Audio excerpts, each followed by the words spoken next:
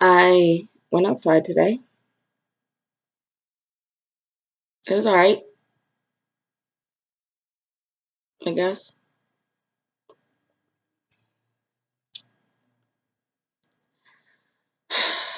See, this is a new development to my CPTSD.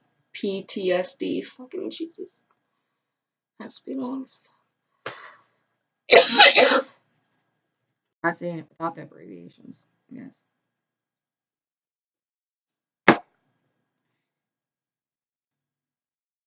See, I used to be able to go out all the time, and it wasn't an issue.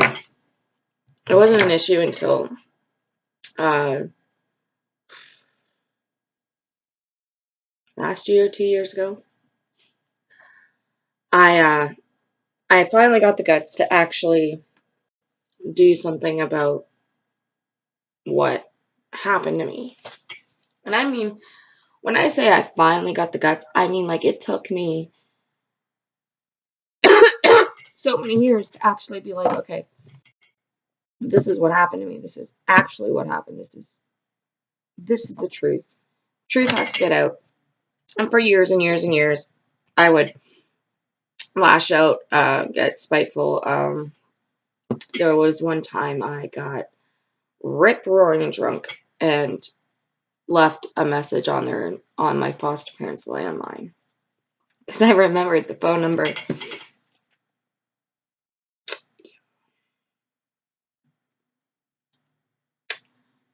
But when I say that, like I was pretty formidable in that sense. And then around when my son was 1, I got some threatening emails.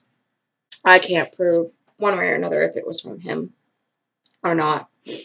But my feelings on the matter, I think that it was someone close to me who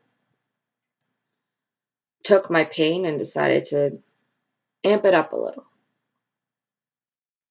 Not sure why. Humanity really gets to me sometimes, like why people choose to do the things that they do and do things the way that they do it. But it put a little bit of fear into the scenario. What's the scenario? Sorry. I try to make light of everything when I'm upset too. I think it's just a coping mechanism for me. Back on topic. So, what was the topic? Every time I talk about this, it's like I have to keep. It's almost like I gotta have a script down because my brain's like, "Oh, you can't handle this. Bye, the byes, and I'm trying to tell my brain that no, hey, I got this. I'm trying to get through this and work out the shit that needs to be worked out.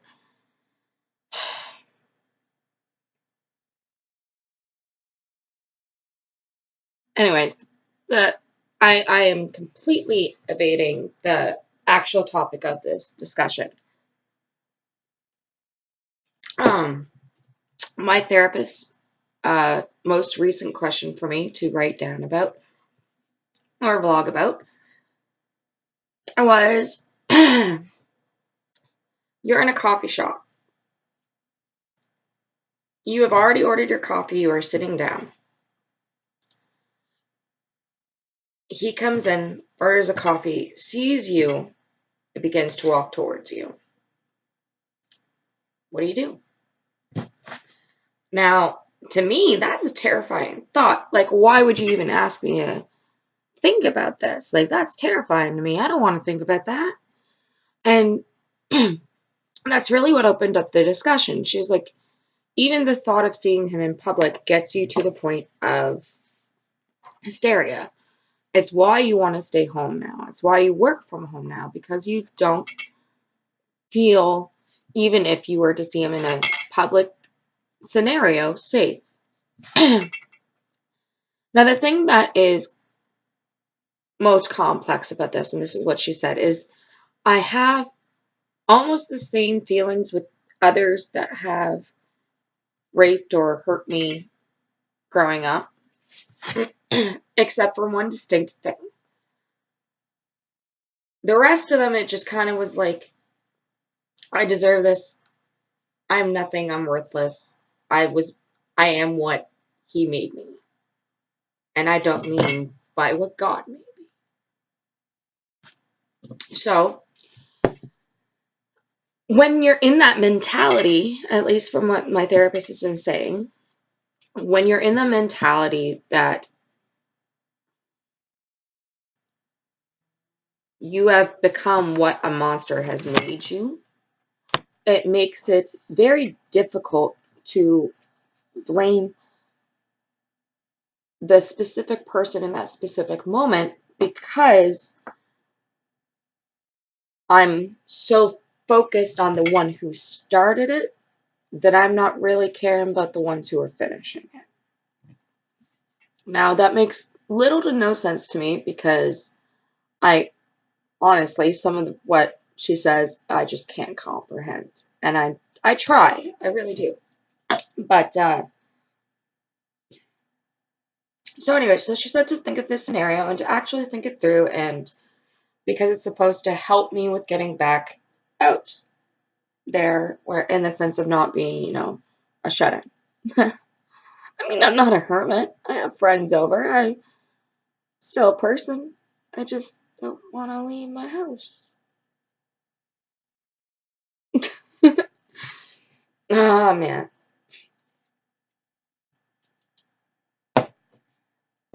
So I thought about it for a moment. I was like, okay, I've already got a coffee. Let's say this is my coffee. Nescafe. By the way, these are fucking awesome. Just saying. Anyway, I can talk, I swear. All right.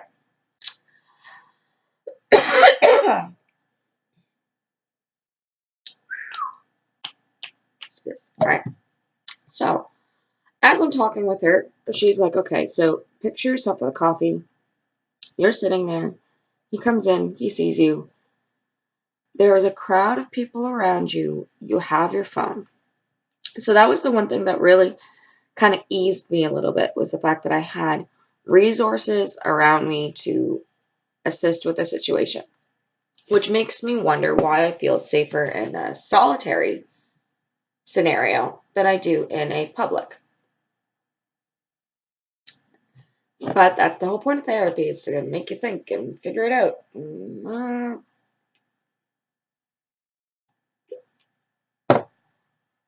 So I think about it, and she says we're gonna do a little bit of back and forth. So she pretends to be him and says, hi, I recognized you. Can we talk? And she said it in the most, in my opinion, white flag moment of possible, like kind of very distinct. What I refer to as like the white flag moment of when like you're talking in a tone or in a manner that is, I don't know, more.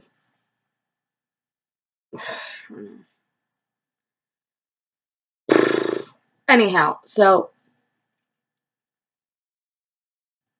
both, I think anger was the first thing to hit me when we started to do the back and forth, like what would I say in response to that? And in a way, I'm kind of happy that anger hit me first.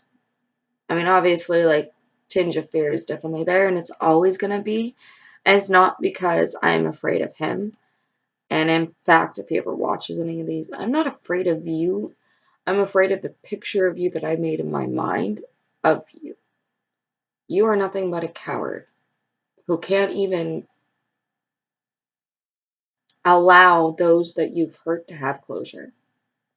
So I don't have any respect. I don't have any for you as a person, and not as I view you in my nightmares, and not as I view you as the demonic monster that you've been made into.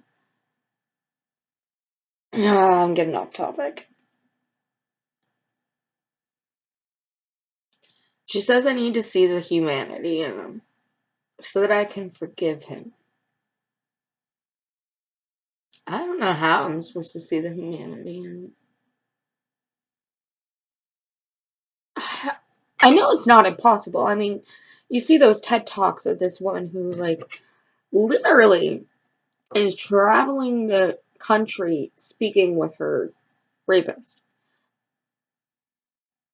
Now, is that a different scenario in the case, in the mirror situation, that was a one-time thing, and like he's, you know, repentive and feels bad? Like, there's so many things that I can say in the matter of this that is just like, it's different on so many levels.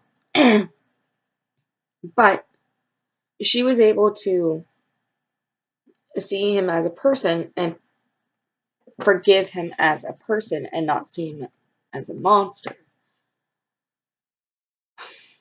And like in my last video, when I was like, I just want the reasons why, like, it's like, I'm realizing now from my therapy session that it's because I need to see him as human and no longer as this creature that I've made him into. Now, do I disagree with the therapist that the reason why it's hardest with him is because I cared for him? Yeah, kind of, because it was a family kind of care for it. Like,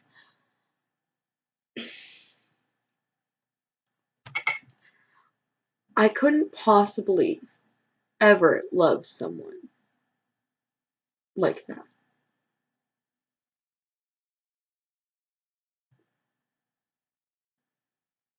Is it possible that I cared for him as a sibling, as a foster brother? I mean, it was 8 years. I mean, there's not much in my life that I can recall that there's no place that I've ever lived for 8 years. There's no person that I've ever known for 8 years straight, day to day. Like, I have nothing that I can compare that home to in many aspects of it. But I think the biggest aspect of it is the fact that I grew deeply attached to these people and I did see them as my family. I don't know how else to really put it, but maybe that is why I need the closure more. I don't know. But I'm trying to do this whole conversation thing with the therapist and doing the back and forth. And she's like, well, and this is your opportunity. He's saying he heard that you wanted to talk to him. Like, what are you going to do? What are you going to say? You go over all these horrible scenarios in your head of different causes and effects that happen in your nightmares, and you go through real scenarios in your nightmares. So why not try to go through a real scenario in this therapy session? And I was struggling. I was struggling because it's like trying to act a scene that you've never studied for. At least with the nightmares, it always follows the same pretty well the same formula. Go to sleep in my dream, wake up in a nightmare, and not realize it's a nightmare until nightmarish stuff happen.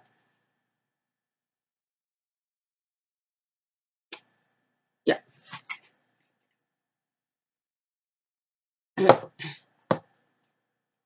So I try to get past the struggling and actually have a real conversation with fake Dustin.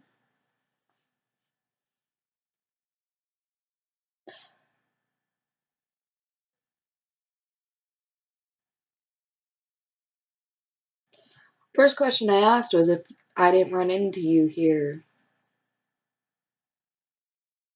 would have you ever even given me this opportunity to get my closure? And like,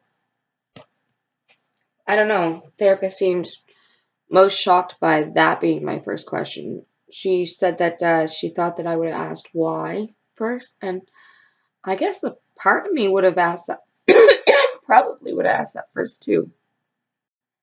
But I'm curious by nature, and there's a part of me that wants to know that if it's not some chance encounter, it might. That's what I don't think she understands, is that I don't want to see him. I don't. But it's like when you have to eat something gross so you can eat something good. I don't know. Ends meets the means, or necessary evil. I don't fucking know. But if it's a necessary evil that I have to handle so that I can get an answer,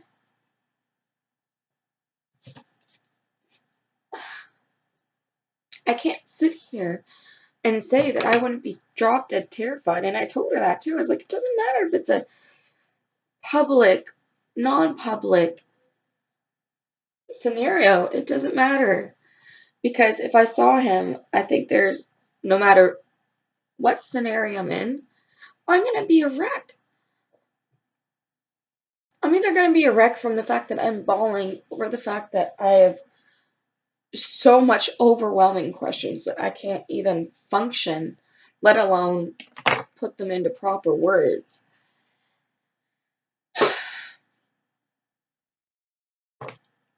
Or I freeze. What if in that public scenario I'm frozen with fear? And instead of getting answers, I get nothing. And I've wasted an opportunity.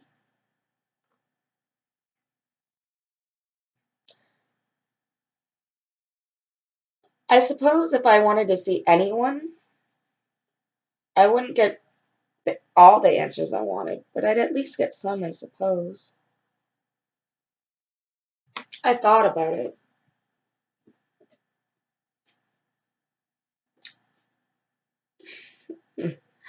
I almost uttered a sentence that I thought.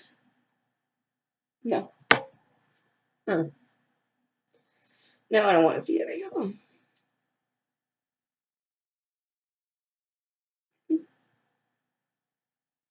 Maybe Amanda.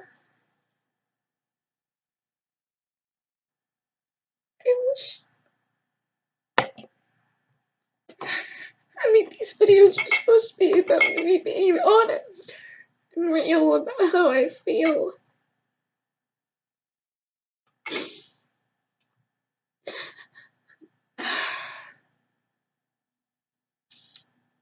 I really thought of Amanda as my sister.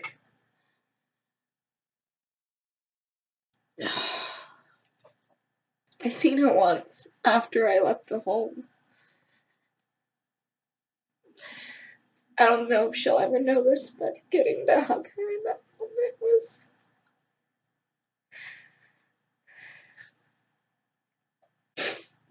It's a memory I'll never take back. No matter how rough things were, no matter how horrible things were with Dustin, I will never be more grateful to you, Amanda. You gave me life experiences that I wouldn't have had. I saw what it was like to be in love. You gave me that, even then.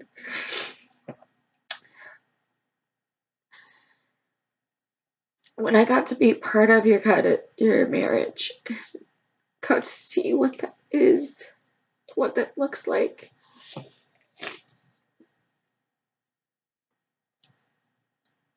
Those short but sweet talks in your room.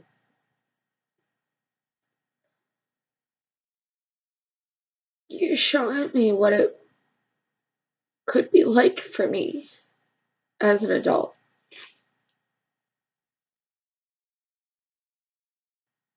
They're not wrong when they say that the siblings in your life are, your older siblings are like your role models, because for me, you were a pretty damn big one.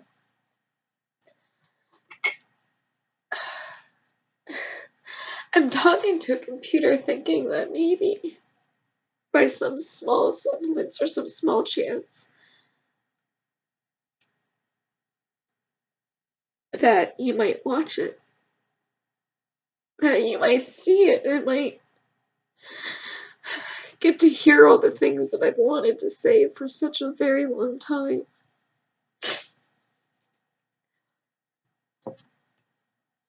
I loved you, Amanda. I thought you were the best, coolest person in the world. And I don't know what you're like now. I know you have kids, and I bet you're a fucking amazing mom.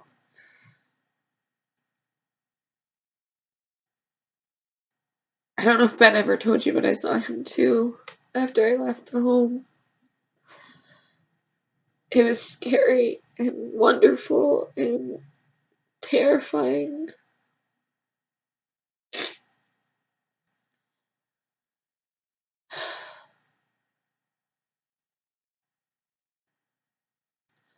Words can't express how much you guys shaped me.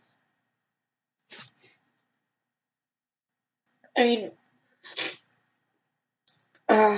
Sheila and Carl did too, but it was just different with you. Oh, I gotta pull it together. I don't know.